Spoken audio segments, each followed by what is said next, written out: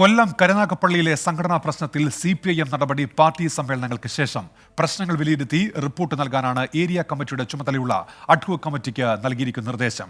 Area committee പിരിച്ചുവിട്ടതിന് പിന്നാലെ കരുനാഗപ്പള്ളിയിൽ ad hoc കമ്മിറ്റിയുടെ ആദ്യ യോഗം ഇന്ന് ചേർന്നു. വിഭാഗീയത മൂർധന്യാവസ്ഥയിലെത്തിയ കരുനാഗപ്പള്ളി ഏരിയ കമ്മിറ്റി പിരിച്ചുവിട്ടെങ്കിലും പരിഹാര നടപടികൾ സംസ്ഥാന സമ്മേളനത്തിന് ശേഷം മാത്രം മതിയെന്നാണ് CPIMന്റെ ധാരണ. അഡ്ഹോക് കമ്മിറ്റിയുടെ റിപ്പോർട്ടിന്റെ അടിസ്ഥാനത്തിൽ പരിഹാര നടപടികൾ എടുക്കും.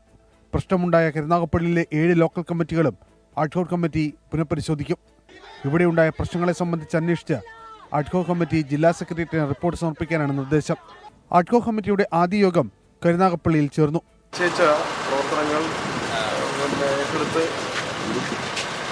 പ്രവർത്തനങ്ങളെല്ലാം ആരംഭിച്ചു കഴിഞ്ഞു എന്നുള്ളത് മാത്രമേ പറയാനുള്ളൂ. ചുമതലകളെല്ലാം കരുനാഗപ്പള്ളിയിൽ നടപ്പിലാക്കുന്ന ആവശ്യമായ പ്രവർത്തനങ്ങൾ ആരംഭിച്ചു.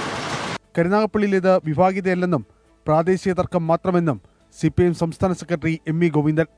അവിടെ ഇവിടെ ഉണ്ടാകുന്ന ചില പ്രശ്നങ്ങളെ പാർട്ടി കൃത്യമായ നിലപാട് സ്വീകരിച്ചുകൊണ്ട് ഫലപ്രദമായിട്ട് കൈകാര്യം ചെയ്തു പോകുമെന്നുള്ളതിൻ്റെ തെളിവാണ് സമ്മേളനങ്ങളുടെ ഇന്നത്തെ അനുഭവം. മുഴുവൻ കാര്യങ്ങളും പരിശോധിച്ചുകൊണ്ടല്ലേ ഇനി അവിടെ സമ്മേളനം പൂർത്തിയാക്കുള്ളൂ. ഈ സമ്മേളനത്തിൻ്റെ ഭാഗമായിട്ട് ഇനി ആ സമ്മേളനം ഇല്ലല്ലോ.